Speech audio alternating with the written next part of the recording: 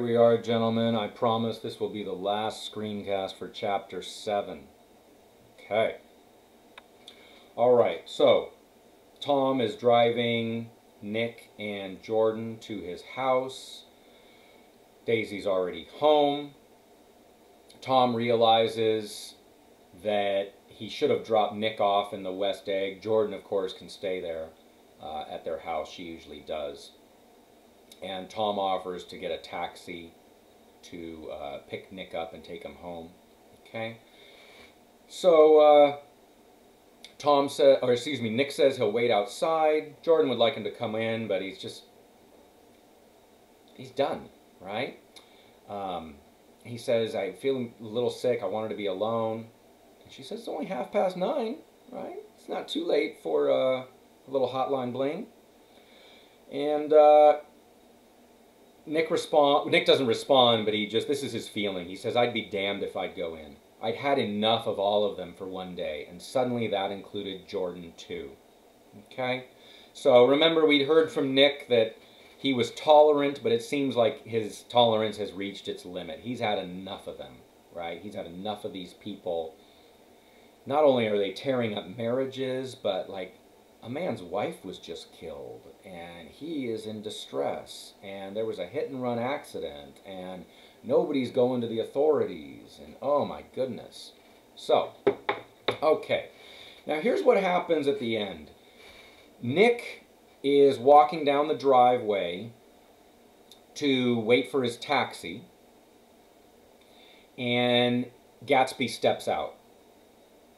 Whoa. And he asks, what are you doing? And he's just standing here, Gatsby says. And then after a few minutes, Gatsby asks, did you see any trouble on the road? Notice before that question, though, Nick all of a sudden sees something way more suspicious and surreptitious and sinister in Gatsby's actions. He says, for all I knew, he was going to rob the house in a moment. I wouldn't have been surprised to see sinister faces, the faces of Wolfsheim's people, behind him in the dark shrubbery. Nick's starting to be like, what is this Gatsby guy? Who is this guy? Okay, Gatsby asks if they saw any trouble, and Nick says yes. Was she killed? Yes. Okay, wow. So it was them who hit her, who hit Myrtle. Okay? And once again, the self-importance of these uber-rich, right? Gatsby speaks as if the only important thing is Daisy's reaction, not the fact that a woman was just killed in an accident. Okay? So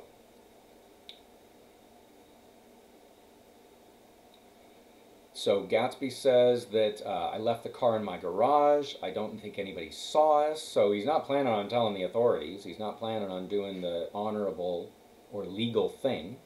Okay? And Nick responds by saying here, I disliked him so much by this time that I didn't find it necessary to tell him he was wrong. So there was a witness, right? We heard there was a witness.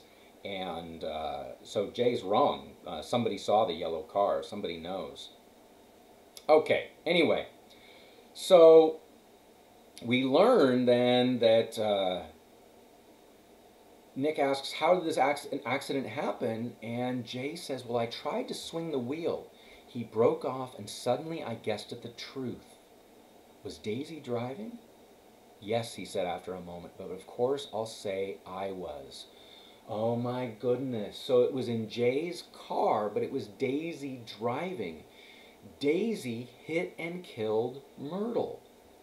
Oh my gosh, she hit and killed her husband's mistress. Did she know that was her husband's mistress when she hit and killed her? I don't know. Nick doesn't know at this point. So here's how Jay explains it. You see, when we left New York, she was very nervous and she thought it would steady her to drive. And this woman rushed out at us just as we were passing a car coming the other way. It all happened in a minute, but it seemed to me that she wanted to speak to us. She thought we were somebody she knew. Well, first Daisy turned away from the woman toward the other car, and then she lost her nerve and turned back. The second my hand reached the wheel, I felt the shock. It must have killed her instantly. It ripped her open. Okay? Let's take a moment to pause at this, right? First of all, look at what Jay says here about Myrtle's behavior. It seemed to me that she wanted to speak to us. She thought we were somebody she knew. Why would Myrtle think that? Oh, yes. Remember when Myrtle was looking earlier in the afternoon from the window upstairs? She saw the yellow car. Who did she see in the yellow car? She saw Tom, her lover, driving the yellow car. So when she sees the yellow car coming back from the city, she assumes it's Tom, her lover. It's not. It's being driven by Tom's wife. Oh man, what a fantastic, ironic twist here. I mean, it's fantastic and ironic. It's a bummer for Myrtle.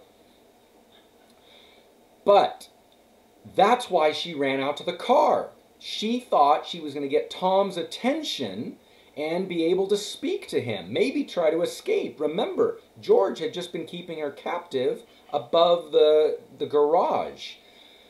Whew, my goodness. This is why we got to slow down for chapter 7, guys, because, you got to understand why Myrtle ran out to the car. She thought she was running to her lover's car, right?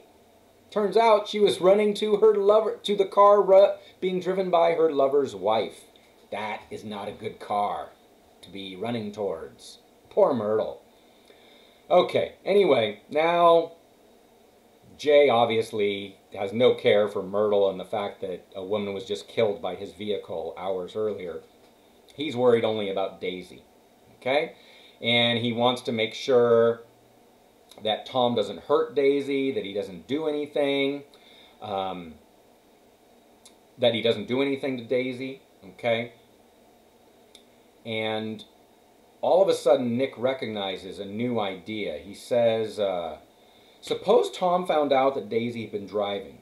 He might think he saw a connection in it. He might think anything, right?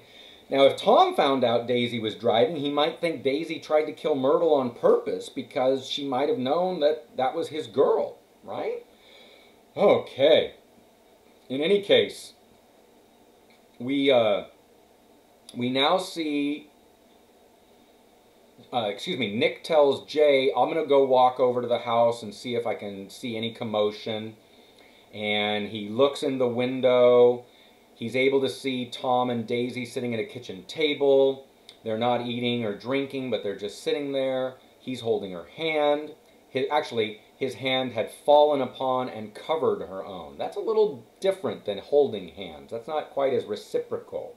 Again, the paternalism towards Daisy, I think, is awful here. All right.